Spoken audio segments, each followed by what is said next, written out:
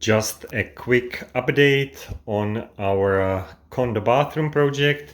We are all waterproof now, membrane on the floor, all the waterproofing tight, even outside of the shower against the wall. I just pre-filled the membrane a little bit. We will bring the tiles a little bit further out, so if there's any water spray, the water has nowhere to go. Our bench is in, just need to treat these corners a little bit, which I forgot today to do, but otherwise everything's taped and waterproofed, and so we good to go with the tile.